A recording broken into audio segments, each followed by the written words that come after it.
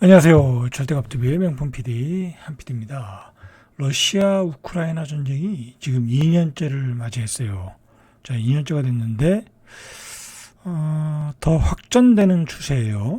자, 여러분들, 러시아 우크라이나 전쟁은 세계 역사상 중요한 거고 우리에게도 매우 중요한 전쟁이에요. 자, 그런 점에서 어떻게 지금 벌어지고 있나, 어떤 상황인가 좀 파악을 하시죠, 같이. 자, 제 유튜브는 여러 가지 이야기들, 다양한 이야기들을 여러분들한테 이야기해요. 다 세상이라는 게 그렇게 단순한 게 아니에요. 다 복잡하게 연결되어 있어요. 모든 게 복잡하게 연결되어 있어요. 자, 러시아 우크라이나 전쟁 때문에 사실은 물가가 폭등한 거예요. 원인 중에, 큰 원인 중에 하나예요. 우리도 우리 경제에도 영향을 주고 있고, 그리고 긍정적인 영향도 있어요. 우리 이 방위산업업체 완전히 호황을 누리고 있죠. 뒤에서 이야기하겠지만 지금 서부 유럽이, 유럽 쪽이죠. 서구 유럽이 지금 우리나라한테 기대하는 게 많아요. 그죠? 우리나라의 어떤 그 방위산업에 대해 어떤 기대하는 부분이 많아요. 자, 뒤에서 그건 이야기할게요. 자, 지금 전쟁이 벌어지고 있는데 양측의 반응이 다 틀려요. 2년째. 자, 푸틴은 최전선 병사를 독려하고 있고, 그죠? 축제 분위기죠, 여기는. 자, 그리고 우크라이나를 중심으로 한 서유럽은 결속력을 다지고 있고, 필사항전, 결사항전의 자세로 지금 가고 있어요. 여러분, 생각을 해보세요. 유럽의 입장에서 왜 남의 나라 전쟁에 저렇게 결사항쟁으로 대응을 하고 있는가라는 것을 생각을 해봐야 돼요. 자, 그거는 간단해요, 여러분들. 제가 지도는 안 여기서 뭐 보진 않겠지만, 자, 우크라이나와 그 유럽과는 바로 그냥 붙어 있어요. 말 그대로 우크라이나가 무너지면 폴란드가 무너지는 거고, 자, 폴란드가 무너지면 옆에 라트비아, 리트비아, 3개, 발트 3개국이라고 그러죠. 자, 그게 무너지는 거고, 발트 3국이 무너지면 발트해에 있는 핀란드, 스웨덴이 무너지는 거예요. 자, 그럼 그 나라가 무너지면 어디가 무너져요? 독일, 프랑스가 무너지는 거예요. 저기 푸틴이 그렇게 해서 만약에 자꾸 파고들면, 한 나라 접속을 들면 뭐 프랑스, 독일이라고 가만히 놔두겠어요? 자, 그러니까 하나로 뭉쳐가지고 결사항전을 하고 있는 거예요. 그죠? 이게 어떻게 보면 우리는 제3자 입장이니까 설마 푸틴이 뭐 저기 서유럽을 건드리겠어? 그렇게 생각하지만 그렇게 생각하지 않고 있다라는 거야. 뭐 심지어는 발트에 있는 핀란드, 스웨덴은 이미 나토에 가입하고 가입 중이고, 그죠? 오직하면 가입했겠어요. 중립국에 위치해서 저 러시아는 반드시 우리를 침입한다라고 생각하고 있는 거야. 과거의 역사가 있으니까, 그죠? 우리도 일본을 경계하잖아요. 그리고 앞에 있는 북한은 뭐 말할 것도 없이, 그죠? 자, 이런 상황이니까 벌써 나오는 그 로이터 통신에 따르면 이 우르줄라 유럽연합이죠. 유럽연합 집회위원장 조르지 메알로니 이탈리아 총리, 알렉산더 더크로 벨기에 총리. 요즘 뭐 벨기에, 네덜란드 여기도 난리가 났어요. 난리가 났다니까. 자, 그리고 트루도 캐나다 총리. 사실 캐나다는 상관이 없는 나라잖아요. 그죠? 많이 떨어져 있으니까. 그런데도 엄청난 지원을 하고 있어요. 여러분들 그걸 아셔야 돼요. 캐나다는 절대 유럽하고 분리된 나라가 아니에요. 캐나다라는 나라를 누가 세웠어요? 반은 영국인이 세웠고 반은 프랑스가 세웠어요. 물론 뭐 네덜란드인도 있고 뭐 여러 국가가 있지만 일단은 영국과 프랑스의 지분이 많은 나라고 연결이 되는 나라예요. 그들이 조상이잖아. 근데 우리 조상이 지금 러시아한테 위협을 받고 있다. 캐나다가 가만히 있을 수가 없죠. 그죠? 마찬가지로 옛날에 우리 삼국시대에 백제가 멸망할 때 이 백제의 조상들이 이 일본의 천황이 됐잖아요. 그죠? 천황이 됐어요. 가서 일본의 천황의 조상이 백제 사람들이에요. 근데 백제가 멸망하니까 일본 애들이 이 군대를 보내줬잖아요. 그게 백마강 전투예요. 그죠? 야, 그런 거 똑같다. 똑같다. 지금 유럽은 굉장한 위기에 직면하고 있다라고 우리가 파악할 수 있어요. 오직하면 이 사람들이 다 모여가지고 우크라이나 수도 키이우를 방문했어요. 방문해서 지지를 표명했어요. 2주 전에. 그리고 폴란드는 얼마나 급했으면 전쟁 나자마자 우리한테 사전화되는 무기를 계약하고 사갔어요. 그죠? 자, 이렇게 굉장히 아주 긴박하게 돌아가고 있는 게 우크라이나 전선이다. 여러분들 이거 간단하게 생각할 문제가 아니야. 그리고 간단하게 전쟁이 끝날 것도 아니야. 러시아가 어느 정도 양보를 하면 모를까? 뭐 러시아가 원하는 대로는 절대로 휴전 협약이 나올 가능성이 없다라고 보셔야 돼요. 물론 이상한 그 생각을 가지고 있는 뭐 그냥 트럼프라면 어떻게 될지 모르겠지만, 그죠? 트럼프가 나와도 유럽은 뭐 입장이 바뀌진 않겠죠. 그죠? 자, 유럽 집행위원장은 유럽연합 위원장은 트위터 X, 지금은 X라고 그러네요. 그래서 전쟁 2주 년을 맞아 우크라이나 국민의 놀라운 저항을 기념하기 위해 키우에 왔다. 우리는 그 어느 때보다 재정적으로, 경제적으로, 군사적으로, 도덕적으로 우크라이나 편에 굳건히 서 있다.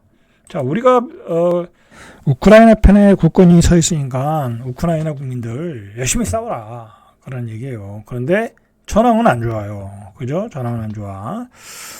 저는 이번에 그 러시아 우크라이나 전쟁을 보면서 무슨 생각이 들었냐면, 이게 완전히 이 세계 최강이잖아요. 러시아는. 그죠? 미국과 러시아는 군사 대국이잖아요. 근데 뭐 말 그대로 이 전투기도 없는, 거의 전투기도 없는, 탱크도 별로 없는 그 우크라이나가 여지껏 이렇게 싸우고 있다는 거는 기가 막히게 싸우고 있는 거예요, 사실은. 벌써 뭐 나라가 이미 점령됐어야 되는데 잘 싸우고 있다. 자, 그 배경에는 이런 서유럽의 막강한 지원, 미국의 엄청난 지원. 자, 이게 근데 미국의 입장과 또 유럽의 입장은 틀려요. 자, 미국의 입장은 뭐냐면 초반에 지원해주고 지금은 소극적이잖아요. 그냥 이제부터는 유럽 니네들이 지원하라는 거잖아요. 그죠? 자, 우리는 우리 국익대로 뭐 무기도 많이 이제 팔아먹었고, 그죠? 앞으로도 유럽에 엄청나게 또 팔아먹을 것이고, 그러니까 이제 니들이 알아서 해라, 그런 거고.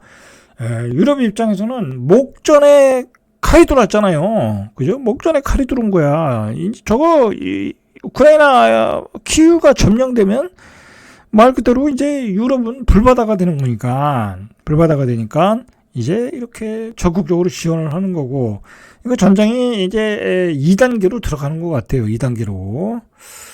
자, 근데 문제는 뭐냐면 지금 우크라이나가 밀리고 있거든요. 밀리고 있는데 이런 상태로 싸워가지고서는 어떤 전황이 우크라이나에게 유리하게 돌아갈 것 같지는 않다라는 거예요. 지금 문제는. 이게 예전에 이제 베트남이 미국과 싸울 때 베트남은 미국을 이긴 나라잖아요. 그죠? 근데 베트남이 어떻게 이겼어요? 막 그냥 진짜 가미가제로 이긴 거 아니야? 가미가제 한마디로. 그죠? 근데 그런 또 불굴의 의지는 안 보이더라고, 우크라이나가.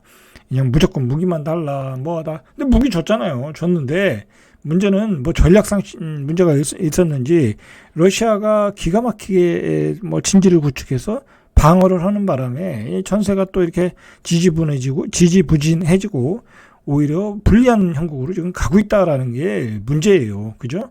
이 전시 상황을 어떻게 역전시킬지 이제 미국과 유럽이 고민을 하겠죠. 그죠? 자, 어쨌든 영국 정부는 우크라이나 군사 지원을 위해서 3억 1,000달러, 4,100억 정도 군사 패키지 예산안을 발표했어요. 러시아 리시 스넥 영국 총리는 성명에서 독재는 절대 승리할 수 없고 우리가 언제나 우크라이나 편에 서겠다는 것을 다시 보여줬다. 돈을 지원했으니까. 자, 이게 일종의 대리전쟁이거든요. 그러니까 우크라이나는 지금 서유럽을 대리해서 싸우고 있는 거야. 참 안타까운 거죠. 그렇다고 서유럽 입장에서는 군대를 보내줄 수도 없는 거고, 그죠? 그러면 세계 3차 대전이 되는 거고, 그렇게 되면 러시아에서 또 핵폭탄을 터뜨릴 수도 있는 거고, 그러니까 이러지도 못하고 저러지도 못하고 있는데, 어쨌든 물적인 지원은 계속 해주겠다라는 게 서유럽의 이야기예요. 자, 독일의 울라프 솔츠 총리도 이 독일도 막강한 나라인데, 자, 우크라이나는 필요한 언제까지나 방어를 위한 지원을 받거든. 그러니까 이런 결의를 벼줘야 러시아 니들도 어느 선에서 전쟁을 끝내라고 강한 압박을 하는 거죠. 그죠? 강한 압박을 하는 거예요. 자, 에마누엘 마크롱 프랑스 대통령도 X에 글을 올려서 우크라이나는 자신과 자신의 이상, 우리의 유럽을 위해 싸우고 있다. 이게 바로 직접적인 표현이죠. 우크라이나는 우리의 유럽을 위해 싸우고 있으니까 푸틴은 끝내라 이거예요. 끝내라. 네가 계속 싸울수록 우리는 계속 지원하겠다. 자, 근데 러시아 입장에서도 이게 쉽지가 않은 게 그저께도 그 4,400억인가 6천억짜리 조기 경보기가 한 대, 두 대인가 날아갔잖아요. 그죠? 우크라이나 미사일에 엄청난 물적, 정신적, 인적 피해를 보고 있는 거야. 이런 전쟁을 이렇게 오래 가다가는 러시아도 국력이 쇠퇴하는 거예요. 타격이 입을 수밖에 없는 거죠. 이 조그만한 나라를 두고서 전쟁이 계속된다. 우크라이나가 버틴다. 그죠? 그러면 러시아도 못 버티는 거야. 자, 이제 전쟁이라는 것은 일종의 초기에 2, 3년은 서로 공방전을 벌이지만 어느 시기가 지나면은 그게 뭐 3년이 되든 5년이 되든 시간이 길어지면 길어질수록 두 나라는 결국 쇠퇴하게 되는 거야. 그죠? 우리가 거란과 고려의 전쟁을 봤잖아요. 그죠? 고려와 거란과의 전쟁에서 어떻게 했어요? 거란이라는 나라가 고려를 3번을 침입해서 엄청난 물적 피해, 인적 피해를 봤잖아요. 결국 어떻게 했어요? 망했어요, 거란이. 그죠? 자, 수나라가 고려를 침입했어요. 고구려를. 자, 수나라는 중국의 거대한 나라야. 근데 계속해서 우리를 침입하다가 을지문덕 장군한테 난도질을 당한 거죠. 완전히 패배해서 수나라는 한 30년 갔나요? 30년, 40년 만에 나라가 멸망했어요. 그죠? 역시 대국도 멸망하더라. 러시아도 마찬가지다. 러시아도 지금 골병이 들고 있다. 그런 것을 서유럽이 잘 알고 있는 거죠. 그죠? 서유럽이 잘 알고 있는 거예요. 그러니까 우리는 서유럽이 전체가 단결해서 싸우는 거고, 러시아는 너 혼자 싸우는 건데 한번 해보자. 그런 거예요. 사실은. 러시아가 아무리 자원이 많아도, 그죠? 현금을 쌓아놓고 있는 나라도 아니고, 무역 제재를 하고 있기 때문에, 돈도 이제 자유롭게 유통되지도 않아요. 자, 러시아는 여전히 전쟁의 의지를 펴주고 있어요. 러시아 국경 이래 조국 수호자의 날을 맞아 푸틴이 화상 연설을 통해 최전선에 있는 병사들을 격려하다. 격려하면 뭐겠어요? 그냥 갈아 놓고 있는데 그냥 이번에 어디죠? 아우르카 전투인가요? 거기에서도 어마어마한 러시아 병사를 투입했는데 거기 러시아가 이겼지만 거기서도 15,000명 이상이 갈아 넣어서 죽었다 사망했다고 그러잖아요. 그러니까 러시아도 지금 엄청난 피해를 보고 있는 거야. 자, 러시아 정부는 미국과 EU가 발표한 대규모 제재에 내정 간섭이라고 반발하고 있다. 그죠? 그래서 러시아 입국이 금지되는 서방 기관 개인 명단을 대폭 확대하겠다. 그럼 뭐겠어요? 안 가면 그만인데. 자, 우크라이나 동부 도네츠크에 위치한 아우디우카 최근 수개월간 러시아 우크라이나가 격전을 펼쳤는데, 자, 17일에 이 지역을 점령했다고 해요. 그래서 포로도 생포했다라는 이야기고. 자, 그리고 지금 현재 전황은 러시아가 우크라이나 특별 군사 작전 개시 2주년 만에 아우디우카 근처를 경계로 해서 10km 이상 후퇴했다고 성과를 과시하고 있어요. 이게 과시할 정도는 아니죠. 어떻게 보면. 그죠? 얼마나 많은 사상자를 했어요. 그죠? 이 조그마한 나라를 놓고서. 그러니까 결국은 서유럽이 버티고 있는 거야. 서유럽이 뒤에 서유럽과 미국이 버티고 있는 이 전쟁에 러시아도 뭐 지금 사실 어쩔 바를 모르고 있는 거야. 뭐 사실은 이런 전쟁에서 이 우크라이나가 러시아를 꺾는다는 건 쉽지 않아요. 이긴다는 건 쉽지 않아요. 여기서 이제 공방전하면서 버틴다는 게 버티는 게 문제이죠. 자, 모르드 비 체프 사령관은 쇼이구 장관에게 아우디 우카 해방 작전 중 적이 10km 이상 후퇴했고 러시아 군은 우리의 방향으로 공세를 계속하고 있다. 뭐 자기네가 유력에 전개하고 있다라는 얘기고. 자, 그리고 러시아가 또 뭐라고 했어요? 무인항공기 드론을 사용해서, 이게 무인항공기가 주로 이제 우크라이나가 많이 썼는데 자기네도 이제 드론을 개발했나 보죠. 정규 부대가 편성 배치됐다. 이제 우리도 드론을 가지고 러시아도 공격을 하겠다. 거기에 AI 기술을 장착하겠다. 그러니까 이게 러시아 우크라이나 전쟁이 아주 첨단 기술이 다 동원되는 아주 전쟁이에요, 지금. 이게 지금 드론이 아주 그냥 뭐랄까요, 이 전쟁의 무기의 어떤 핵심이 돼버린 것 같아. 그래서 자기들도 드론으로 우크라이나 장갑차와 포병부대 700개 이상을 표적으로 파겠다라고 해요. 그래요. 근데 이상한 게 우크라이나가 드론을 가지고 뭐 미사일 가지고 부시는 것들은 영상으로 나오는데 러시아가 부시는 건 또 정상으로 잘 안 나오더라고. 뭐 그 이유는 잘 모르겠어요. 뭐 러시아도 분명히 드론을 이용해서 많은 파괴 성과를 얻었을 텐데. 자, 어쨌든 우크라이나도 이렇게 러시아군 조기 경보기를 2대나 격추했고 뭐 드론을 가지고 많이 격추했다. 뭐 그런 얘기가 나왔고. 자, 보시면은 지금 트루도 캐나다 총리가 우크라이나의 재정 국방 분야에 2조 9천억이야. 이건 뭐 아까 영국은 뭐 4천억인데 2조 9천억을 지원한다는 거야. 이거 쉽지 않은 거죠. 그죠? 이 정도를 지원한다는 얘기는 자국의 영토를 지키겠다라는 의지예요. 그죠?